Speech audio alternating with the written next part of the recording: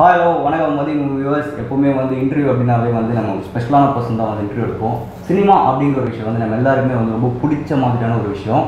So அந்த வகையில் சினிமாவை எடுக்கிறவங்களும் அந்த விஷயத்தை ரொம்ப பிடிச்சி தான் செய்வாங்க. இப்போ சினிமா அப்படிங்கிற ஒரு பீரியட் எடுத்துட்டோம் அப்படின்னா அது நிறையா சீசன்ஸ் இருக்குது. ஃபஸ்ட்டு பார்த்திங்கன்னா இந்த பிஸ்கெட்லாம் கடத்தி நிறையா படங்கள் வந்துச்சு. அதுக்கப்புறம் குழந்தைகள்லாம் கடத்தி நிறையா படங்கள் வந்துச்சு. அதுக்கப்புறம் ஹீரோயின்ஸை கடத்தி நிறையா படங்கள் வந்துச்சு. அப்புறம் பார்த்தா ஹீரோவை கடத்தியே நிறையா படம் வந்துச்சு. இப்போ புதுசாக ஒரு ட்ரெண்ட் வந்து நாயை கடத்தி ஒரு படம் சூப்பராக சர்ச்சில் ஓடிட்டுருக்கு. ஸோ இந்த படத்தோட டைரக்டர் மிஸ்டர் சதீஷ் அவர்கள் நம்ம கூட இருக்காரு. Welcome sir. வணக்கம் வணக்கம் வணக்கம் சார். முன்னாடி சொன்ன மாதிரி தான் இப்போ இது என்ன டாக் சீசனாக இருக்குதா? இது கிட்ஸ் சீசன் ஆக்சுவலாக. ஓகே. ஸ்கூல் ஹாலிடேஸ்னால இது கிட்ஸ்க்கான ஒரு சம்மர் ஹாலிடே சீசன் அது. ஓகே. ஸோ இந்த படம் கிட்ஸை என்டர்டெயின் பண்ணுற படமாக இருக்கும் அப்படின்னு சொல்ல வரீங்க? கண்டிப்பாக இது கிட்ஸ்க்காக பண்ண படம் தான். இது கிட்ஸ் என்டர்டெயினர் தான் ஃபுல்லாகவே. இது ஃபுல்லாக full. Okay, super sir. So சினிமாக்குள்ளே வந்துட்டீங்க. ஸோ இப்போது எப்படி ஃபீல் பண்ணுறீங்க? சினிமா ஆக்சுவலாக ரொம்ப டஃப்பான ஒரு விஷயம் சார். பிகாஸ் நான் லாஸ்ட் 10 இயர்ஸாக வேறு கம்பெனியில் ஒர்க் பண்ணிட்டேன். நான் ஒரு கார்பரேட்டில் ஒர்க் பண்ணிட்டு இருந்தேன். ஓகே. நான் கார்பரேட் விட்டு சினிமாக்குள்ளே பார்த்தா ரொம்பவே இது ரொம்ப ஃபுல் ரிஸ்க் ஆக்சுவலாக. ஃபஸ்ட் ஒரு படம் பண்ணும்போது ரொம்ப பெரிய காம்படிஷன் இருக்குது. இப்போ நம்ம ஒரு கார்பரேட்லலாம் பார்த்தீங்கன்னா உங்களுக்கு ஒரு ரொட்டீன் லைஃப், மார்னிங் போகிறோம் ஈவினிங் வரும், ஒரு செக்யூர் லைஃபாக இருந்துச்சு. பட் இது அப்படி இல்லை, பெரிய ஒரு காம்படிஷன், நிறைய சேலஞ்சஸ் எல்லாம் இருக்குது. பட் அது பிடிச்சி தான் நம்ம உள்ளே வந்திருக்கோம். ஸோ ரொம்பவே it's not so easy to be in cinema. Okay sir. பொதுவாக ஒரு பஸ்ஸில் போயிட்டு இருக்கும்போது நான் ஒரு படம் பண்ண போகிறோம்ப்பா அப்படின்னு சொன்னாவே இருக்கிறவங்களாம் நம்ம சுற்றி பார்ப்பாங்க. ஏன்னா சினிமா அப்படிங்கிற ஒரு விஷயம் எல்லாருமே ரொம்ப பிடிச்ச ஒரு விஷயம். நடிகரான்னு கேட்டால் எல்லாருமே நடிகர்னு தான் சொல்லுவாங்க. ஸோ எங்கேருந்து இந்த சினிமா ஆர்வம் உங்களுக்கு ஸ்ட்ரைக் ஆச்சு? Okay, good. நான் மெக்கானிக்கல் இன்ஜினியரிங் படிச்சுட்டு இருந்தேன், முடிச்சிருக்கேன். நான் இன்ஜினியரிங் படிக்கும்போது இந்த ஷார்ட் ஃபிலிம்லாம் ஸ்டார்ட் பண்ணேன் 2002. அப்போ 2ல் ஆமாம். அப்போ நாங்கள் ஒரு ஏஞ்சாமின்னு ஒரு ஷார்ட் ஃபிலிம் பண்ணேன் ஆக்சுவலாக. ஏஞ்சாமின்னு சொல்லிட்டு ரொம்ப ஆக்சுவலி நல்ல ரிவ்யூஸ் கிடச்சிது எனக்கு. ஸோ அதுலேருந்து தான் ஒரு திங்க், ஓகே நம்ம ஏன் படம் பண்ணக்கூடாதுன்னு சொல்லிட்டு. பட் இன்ஜினியரிங் முடிச்சோன்னு என்ன பண்ணால் வீட்டில் ஒத்துக்கல. இது சினிமாலாம் ஒத்துப்பட வராது, நீ ஃபஸ்ட்டு படித்து முடிச்சுட்டு வேலைக்கு போக சொன்னதுனால அப்படியே வேலைக்கு போயிட்டேன். பட் ஒரு ஸ்டேஜில் நான் ஏர்ன் பண்ணிவிட்டு ஒரு வெஸ்டர்ன் பண்ணதுக்கப்புறம் தான் இந்த சினிமாக்குள்ளே உள்ளே வந்தேன். ஓகே. ஸோ சினிமா பண்ணணும்னு டிசைட் பண்ணதுக்கப்புறமேட்டு என்னென்ன விஷயங்கள்லாம் நீங்கள் ட்ரை பண்ணீங்க? நான் சினிமா பண்ணணும்னு டிசைட் பண்ணதுக்கப்புறம் நான் நிறைய படிக்க ஆரம்பித்தேன். ஆக்சுவலாக இந்த இன்டர்நெட்டில் எல்லாமே இருக்குது. Internet how to make cinema நடிச்சிங்கன்னா ஒரு 100 வீடியோ இருக்குது. இன்டர்நெட்டில் படித்தாலே பயங்கரமாக பெரிய ஸ்காலர் ஆகிடலாம். நம்ம பெரிய இப்போ நான் யார்ட்டும் அசிஸ்டண்ட்டாக இல்லை. பட் அது ஏன் தேவைப்படலைன்னா இப்போ இன்டர்நெட் எல்லாமே ஈஸியாகிடுச்சு. இதுக்கு முன்னாடி இந்த இன்டர்நெட் வரதுக்கு முன்னாடி பார்த்தீங்கன்னா எல்லாமே ரொம்ப ட்ரெடிஷ்னல் வே. நம்ம போய் ஒருத்தர் அசிஸ்டன்ட் ஜாயின் பண்ணிடணும், அதுலேருந்து திருப்பி அசோசியேட் ஆகணும், அசோசியேட்லேருந்து திருப்பி கோட் ஆக்டர் ஆகணும், அப்புறம் டேரக்டர் ஆகணும், பெரிய விஷயங்கள். அது ஒரு பெரிய முயற்சி இருந்துச்சு. பட் இப்போ எல்லாமே இன்டர்நெட்டில் கிடைக்கும் போது அதில் நம்ம டைம் ஸ்பெண்ட் பண்ணி ஒரு 45 hours டைம் ஸ்பெண்ட் படித்தாலே you can learn to make cinema. I never went to film schools, but I love to copy from other films அப்படின்னு குவென்டின் டாரண்டினோ சொல்லியிருக்காரு. அது உண்மை நினைக்கிறீங்களா? இல்லை, ஆக்சுவலாக உண்மை தான். எல்லாம் இப்போ ஒரு ஸ்டேஜில் பார்த்தீங்கன்னா இப்போ நான் எல்லாருமே படம் எடுக்க வந்துடுவாங்க. ஆக்சுவலாக கமல் சார் சொன்ன மாதிரி யாராகிட்ட ஒரு ஐஃபோன் அவங்களாம் படம் எடுக்க ஆரம்பிச்சு, ஷார்ட் ஃபிலிம் எடுக்க ஆரம்பிச்சாங்க. இப்போ பார்த்தீங்கன்னா எல்லாருமே ஷார்ட் ஃபிலிம் போட ஆரம்பிச்சிட்டாங்க. ஸோ அது பெரிய க்ரோத் ஆக்சுவலாக, இந்த டெக்னாலஜியோட க்ரோத். ஸோ நம்மளும் சேர்ந்து க்ரோ ஆக வேண்டியதுதான். ஓகே. இந்த டெக்னாலஜியான க்ரோத் இருக்குது ஒரு பக்கம் இருந்தாலும், but film process, film technology அப்படிங்கிற ஒரு மிகப்பெரிய ப்ராசஸ் இப்போ இல்லாமல் போயிருக்கு. கண்டிப்பாக. ஸோ அதை பற்றி நீங்கள் என்ன நினைக்கிறீங்க? இல்லை, அது இல்லாமல் போகிறனா அது ஆக்சுவலாக பெரிய டைம் டியூரேஷன், பெரிய காஸ்ட் இன்வால்வ். ஆக்சுவலாக பார்த்தீங்கன்னா ஃபிலிம் டெக்னாலஜி ரொம்ப காஸ்ட். நம்ம எப்படி நம்ம இன்னும் நம்ம பிசியை பொறுத்தே இல்லை தேடுறோம் இப்போ. பட் இப்போ எல்லாருக்குமே ஃபோன் வந்துடுச்சு. இன்னும் பழைய பிசி ஒர்க் பண்ணால் பெரிய காஸ்ட் தான். இப்போ ஒரு லைன் எடுத்து திருப்பி அந்த லைன் இது பண்ணுறது இப்போ அப்படி கிடையாதுல்ல. அதுதான் இந்த film new technologies. Actually new technology தான் ரொம்ப நல்லது ஆக்சுவலாக. Okay sir. So coming to the movie ஜூலியும் 4 பேர். ஸோ இது ஒரு டாகை பேஸ் பண்ண ஒரு கதை. அதுவும் இல்லாமல் இந்த டாக் அமெரிக்கன் பேஸ்ட் டாக் அப்படின்னு வேறு சொல்லியிருக்கீங்க ஸோ படத்தில். ஸோ எப்படி இந்த கதை உருவாச்சு? இந்த கதை எப்படி உருவாச்சுன்னா நான் ஒரு கம்பெனியில் ஒர்க் பண்ணிட்டு நான் கலிஃபோர்னியாவில் ஒரு 2 years இருந்தேன். நான் பேக் அண்ட் ஃபோர்த் போயிட்டு வந்திருந்தேன். இந்த கம்பெனி ஒர்க்கிங்கில் நான் ஒரு சீனியர் மேனேஜ்மெண்ட்டில் வந்தேன். ஸோ அங்கே என்னன்னா இந்த டாக் நாப்பிங் ஒரு பெரிய கேஸ், ஒரு ஸ்கேம் இருக்குது ஆக்சுவலாக. அது அங்கே பயங்கர ஃபேமஸாக இருந்துச்சு. டாக் நாப்பிங் பார்த்தீங்கன்னா நீங்கள் நெட்டில் அடித்தாலும் தெரிஞ்சிடும்.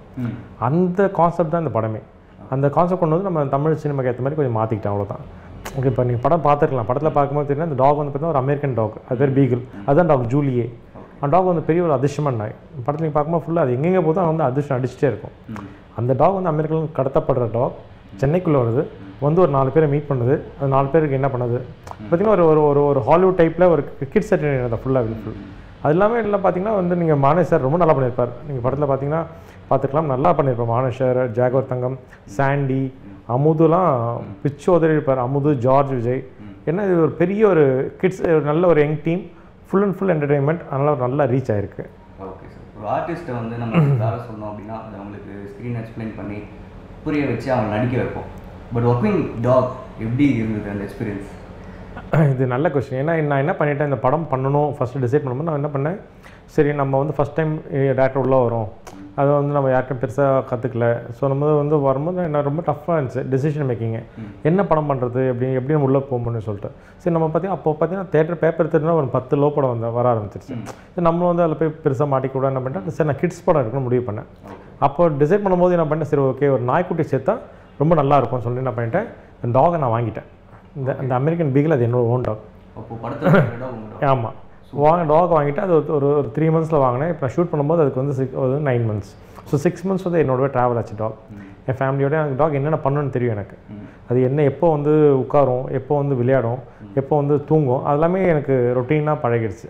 ஸோ அதனால் ரொம்ப ஈஸியாக இருந்துச்சு. ஸோ அந்த டாக் வந்து எனக்கு அங்கே வேலை வாங்குறதுக்கு வந்து அதுக்கு நான் வேலை வாங்கல, அது என்ன வேலை வாங்கும். ஸோ அதுக்கேற்ற மாதிரி நான் போயிட்டேன். Okay sir. ஸ்டோரியில் வந்து டாக் இருக்குன்னு சொன்னீங்க, ப்ளஸ் அந்த டாக் நீங்களே வாங்கிருக்கீங்கன்னு சொன்னீங்க. ஸ்பெஷலாக அந்த டாகோட ரேட் வந்து கண்டிப்பாக அதிகமாக தான் இருக்கும். ஸோ எப்படி அது ஆக்சுவலி படத்தில் வந்து டாகோட ரேட்டு 1 கோடி ரூபா. 1 கோடி படத்தில். ஏன்னா அது காதில் 3 ஸ்டார் இருக்குல்ல, ஆமாம், அது வந்து லக் அடிக்கும்ல, அது வந்து நமக்கு ஐஸ்வர்யா கிடைக்கும்ல, அதனால் 1 கோடி ரூபா. அப்போ ஐஸ்வர்யா ராய் வேணும்னா நான் 1 கோடி ரூபா கொடுத்து நாய் வாங்கணும். சூப்பர். கான்செப்டே வந்து டிஃப்ரெண்ட்டாக இருக்குது. சொல்லுங்கள் சார், நீங்கள் எப்படி வந்தீங்க? இல்லை, இந்த டாக் வந்து ஆக்சுவலாக வந்து நான் யூஎஸ்ல தான் இது பண்ணி இம்போர்ட் பண்ணி கொண்டு வந்தேன். பட் இந்த டாக் வந்து இங்கே கிடைக்குது. ஆக்சுவலாக இது வந்து ஒரு ஆல்மோஸ்ட் வந்து இப்போ சில டாக் வந்து இந்த 60,000லேருந்து 1 lakh வரைக்குமே இந்த டாக் இந்த பீகிள் ரேஞ்ச் இருக்குது. ஓகே. ஸோ வந்து ஒரு நல்ல ப்ரீட் டாக்னு பார்த்தீங்கன்னா அதோட காது ரெண்டுமே வந்து வாயை மூடும். அதான் வந்து ஒரு ஹைப்ரிட் டாக்ஸ். நீங்கள் ஜூலி பார்த்தா தெரிஞ்சுக்கும். அந்த காது வந்து பார்த்திங்கன்னா வந்து இந்த வாயை மூடுற அளவுக்கு பெரிய சைஸ் இருக்கும். ஸோ இதெல்லாம் வந்து அந்த டாக் நான் நிறைய கற்றுக்கிட்டேன். நான் நிறைய படிக்க ஆரம்பித்தேன், ரிசர்ச் பண்ணி கற்றுக்கிட்டேன். ஸோ கண்டிப்பாக படம் பார்த்ததுக்கப்புறம் எவ்வளோ கோடி இருந்தாலும் பரவாயில்ல, அந்த டாக் வாங்கி ஆகணும்னு சொல்லி நிறைய பேர் வாங்க ஆரம்பிப்பாங்க நினைக்கிறேன். So coming to the castings, so எப்படி இந்த கேஸ்டிங்ஸில் டிசைட் பண்ணீங்க? பிகாஸ் இங்கே இருக்கிற கேஸ்டிங்ஸ் அதாவது ஆக்டர்ஸ் எல்லாமே பார்த்தீங்கன்னா டெலிவிஷன்லேருந்து வந்தவங்க தான் most of the people. So எப்படி அவங்கள கேஸ்ட் பண்ணுங்க? ஏன்னா அந்த கிட்ஸ் மூவி டிசைட் பண்ணோன்னே என்ன பண்ணிட்டேன், பெரிய ஸ்டார் வேலி படம் நாய் காணாமல் போயிடும். ஸோ எனக்கு என்ன பண்ணால் நாய் ஃபஸ்ட்டு தான் மேட்ரு, அதுதான் வந்து முக்கியமான விஷயம் ஆயிடுச்சு. ஸோ அந்த அமுது பார்த்திங்கன்னா அப்போ தான் வந்து ஜோடியில் வின் பண்ணிவிட்டு அமுதுக்கு பெரிய ஒரு சின்ன ஸ்க்ரீன்லேயுமே வந்து சிவகார்த்திகேயன் சார் அப்புறம் வந்து மாக்காப்பாக்கு அப்புறமே விஜய் டிவியில் வந்து அமுது நல்லா ஃப்ளரிஷாக ஆரம்பித்தார். அதுமாதிரி ஜார்ஜ் விஜய் வந்து அந்த மாரியில் பண்ணதுக்கப்புறம் அந்த இதில் வந்து டெய்லி வந்து அவங்கள பார்த்து பசங்க சிரிக்க ஆரம்பித்தாங்க. சின்ன பசங்க வந்து அவங்கள பார்த்து சிரிக்க ஆரம்பித்தாங்க. ஸோ நான் என்ன பண்ணிட்டேன்னா, ஓகே இவங்க 2 பேர் கரெக்டாக இருப்பாங்க, சின்ன பசங்க ரீச் ஆகுது கரெக்டாக இருக்கும்னு சொல்லிட்டு நான் வந்து ஃபஸ்ட்டு இவங்க 2 பேர் எடுத்தேன். 3வது பார்த்தா யோன்னு ஒரு புது ஆர்டிஸ்ட் நான் இன்ட்ரடியூஸ் பண்ணியிருக்கேன். அவர் நிறைய ஷார்ட் ஃபிலிம்லாம் பண்ணிட்டு இருப்பார். அவர் நான் இன்ட்ரடியூஸ் பண்ணி வச்சுருக்கேன். ஸோ இதுதான் யங் டீம். இது இல்லாமல் அந்த எக்ஸ்பீரியன்ஸ் பார்த்தீங்கன்னா ஜாக்வார் சார் தான் அந்த படத்தில் வந்து ஒரு ட்விஸ்ட் இருக்குது. இதில் படத்தில் ஒன்று 2 ஜூலி இருக்காங்க. ஆக்சுவலாக இல்லை படத்தில் 2 ஜூலி, ஒன்று நாய் ஜூலி, ஒன்று வந்து ஹீரோயின் ஜூலி. இந்த ஹீரோயின் ஜூலியோட அப்பா தான் ஜாக்வார் சார். அவர் நல்லா பிரித்து வச்சுருப்பார் எங்களை. அப்புறம் வந்து மானேஷங்கர் சார் வந்து போலீஸ் ஆஃபீஸராக வந்திருப்பார்.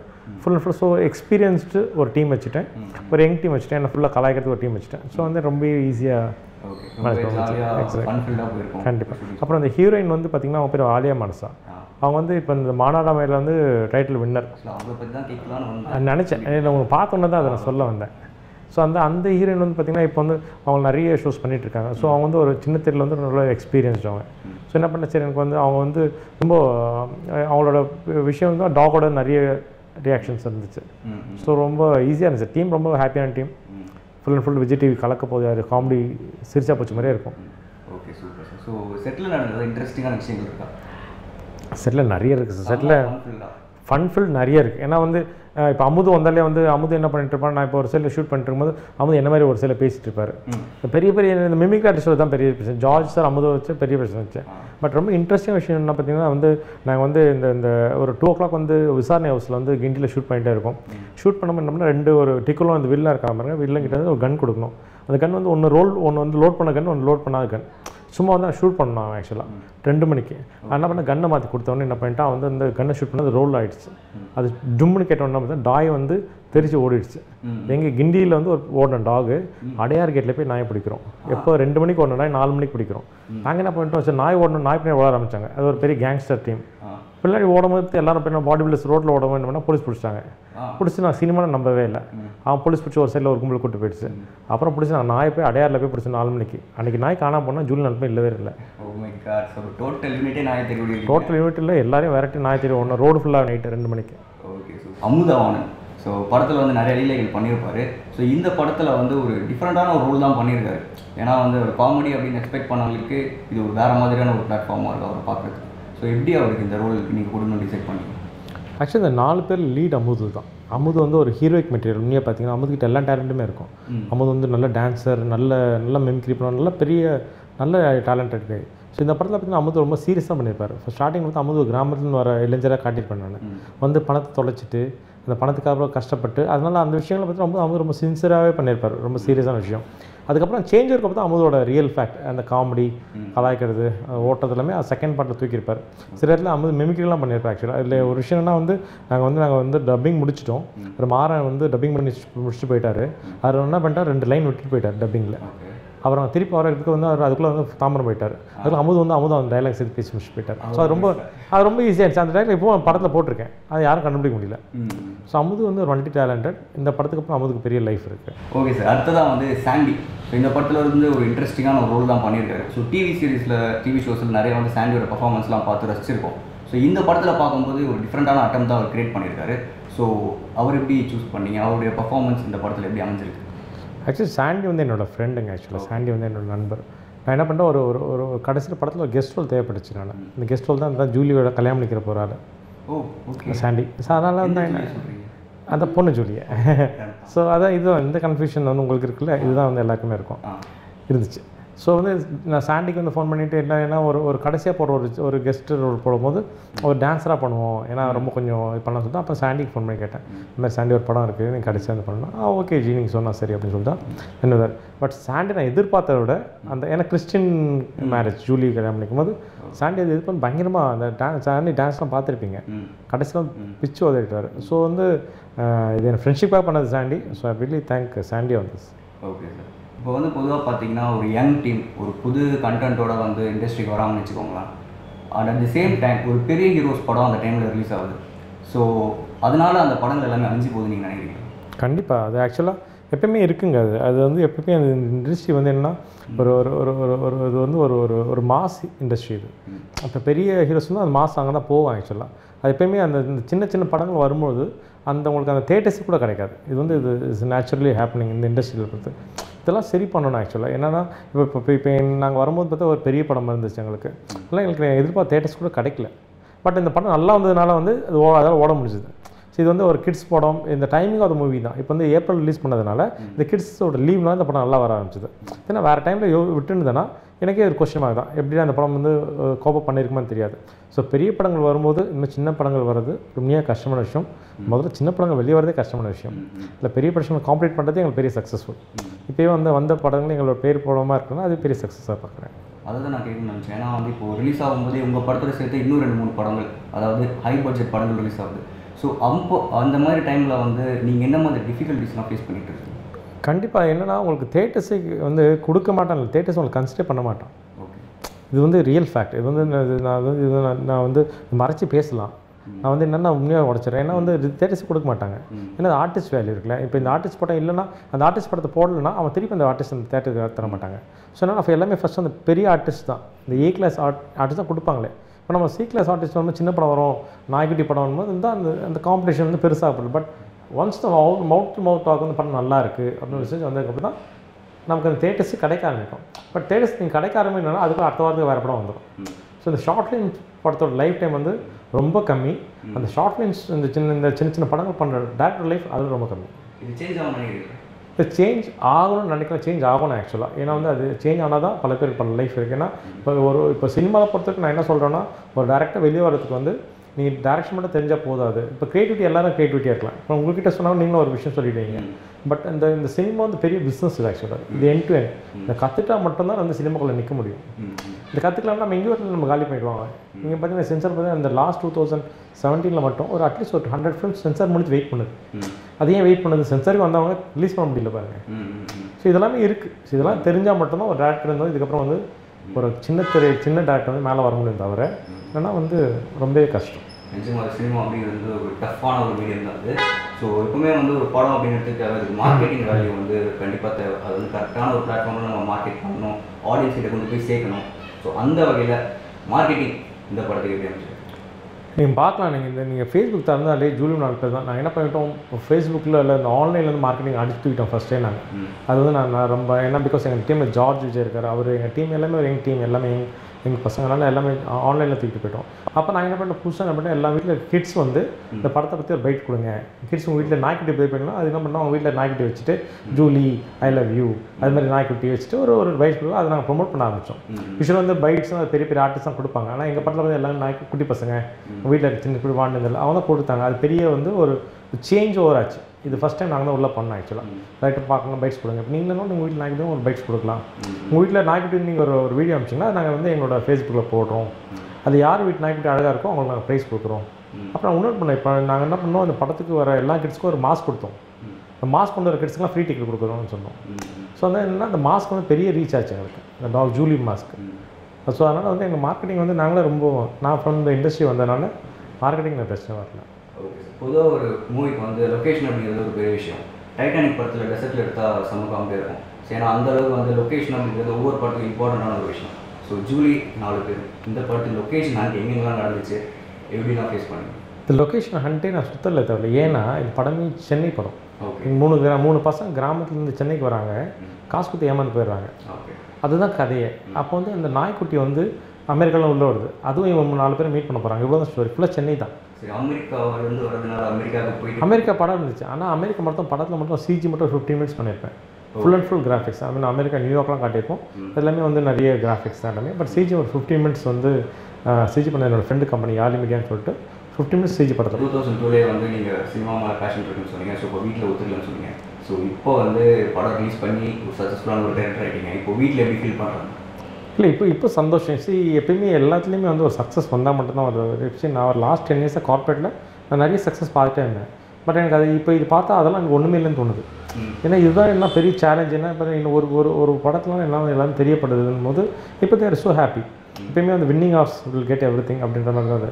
இதில் வந்து இந்த பெரிய சக்ஸஸ் எனக்கு இப்போ பெரிய சக்ஸஸ் தோணுது. ஏன்னா வந்து ரொம்ப கஷ்டம். ஆக்சுவலாக லாஸ்ட் 2 இயர்ஸாக வந்து நான் நிறைய சாக்ரிஃபைசஸ் இருக்குது. இந்த சினிமாவில் மட்டும் அப்படி தான், நம்ம என்ன டைம்னு தெரியாது. இந்த ஃபேமிலிஸே ரொம்ப சப்போர்ட் தேவை சினிமாவுக்கு மட்டும் தான். நம்ம மற்ற ஆஃபீஸில் வந்து நம்ம மார்னிங் ஒரு 9 o'clock போகிறோம், 6 o'clock வந்துடும், எல்லோரும் 7 o'clock வந்துடுவோம், இல்லை 8 o'clock வந்துடும் தெரியும். சினிமாவில் மட்டும் தான் நம்ம என்ன டைம் போகிறோம் என்ன டைம் வரோம் யாருக்கும் தெரியாது, நமக்கும் தெரியாது. ஏன்னா அது க்ரியேட்டிவிட்டி. இப்போ போனால் ஒரு ஒர்க் இழுக்க ஆரம்பிக்கும். நீங்கள் ஷூட் பண்ணால் இப்போ நம்மளே மறந்துடுவோம். ஒரு ஸ்கிரிப்டில் உட்காந்து அந்த ஸ்கிரிப்டை யோசிக்க ஆரம்பிச்சிடும். ஸோ ஃபேமிலி சப்போர்ட் கண்டிப்பாக தேவை. இப்போ இந்த படம் ஸ்டார்ட் பண்ணுறதுக்கு வந்து சப்போர்ட் என் ஒய்ஃப் தான் பண்ணாங்க. நான் வந்து சினிமா பண்ணணும்னு நினைக்கும் போது அப்போ யாருமே ஃபஸ்ட் டைம் டேரக்டர் போது யாரும் உங்களுக்கு ப்ரொடியூஸ் பண்ண மாட்டாங்க.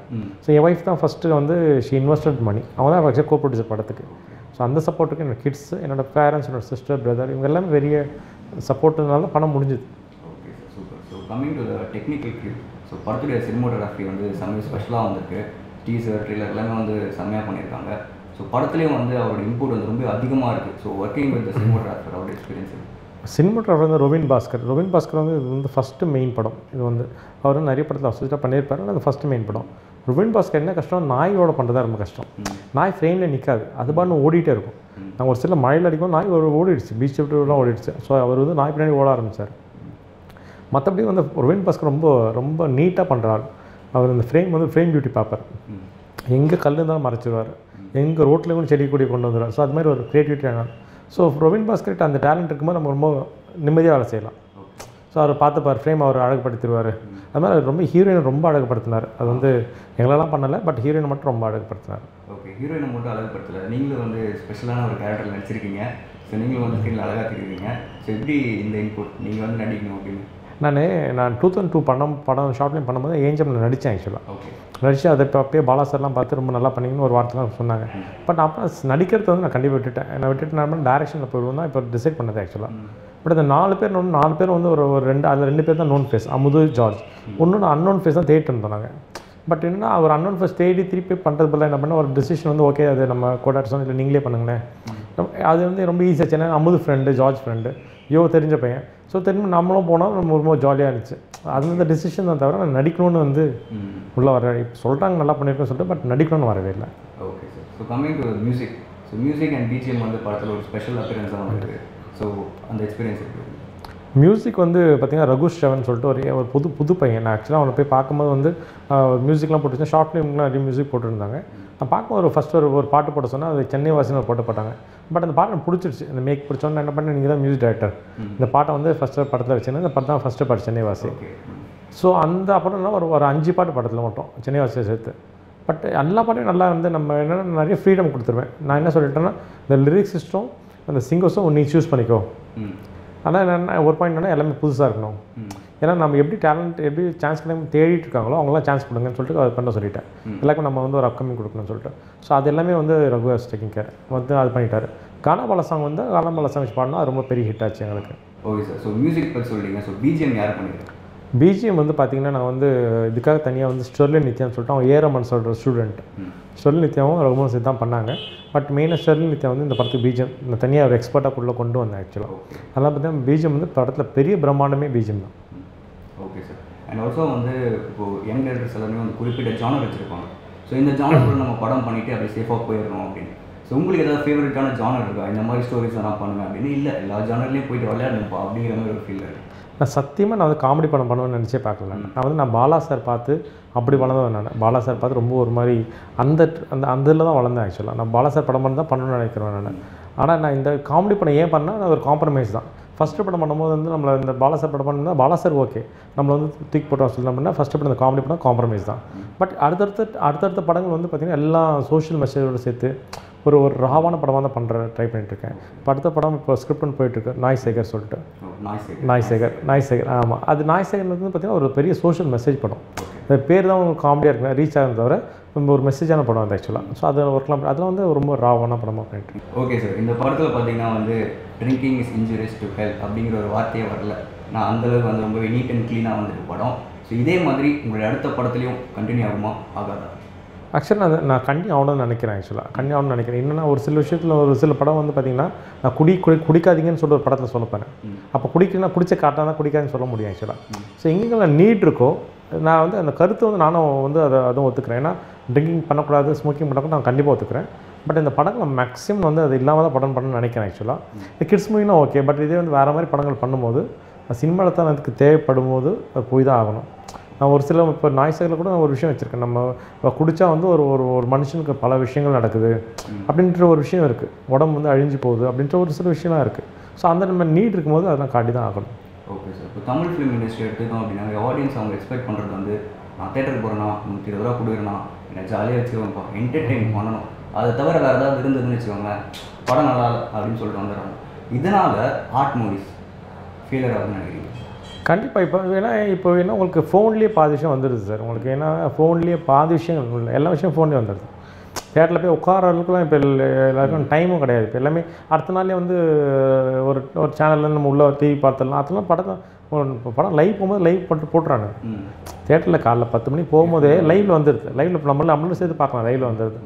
அப்படின்னும்போது வந்து இந்த ஆர்ட் மூவிஸ்கோட லைஃப் டைம் ரொம்ப கம்மி தான். அவங்க தான் என்ன பண்ணுறாங்க, ஆர்ட் மூவிஸ் மேக்கர்ஸ் நம்ம எல்லாமே ஷார்ட் ஃபிலிம் வந்துடுறாங்க. அவங்களெல்லாம் அவங்க சொல்கிற விஷயம் ஷார்ட் ஃபிலிம் போயிடுறாங்க. இப்போ பெரிய படம் வரும்போது நீங்கள் சொல்ல மாதிரி ஒன்லி என்டர்டைன்மெண்ட் தான். வந்தால் பெரிய ஆர்டிஸ்ட் படம் அப்படின்லாம் வந்தால் சிரிச்சுட்டு போகணும், கவலை வந்துட்டு போகணும், அப்படியே சும்மா வந்து ஏசியில் உட்காந்துட்டு போகணும் அப்படின்ற மாதிரி ஆகிடுச்சு.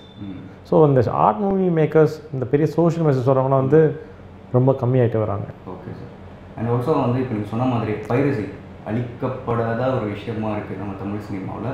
ஸோ இது எப்படி அழிக்கலாம்னு நினைக்கிறீங்க?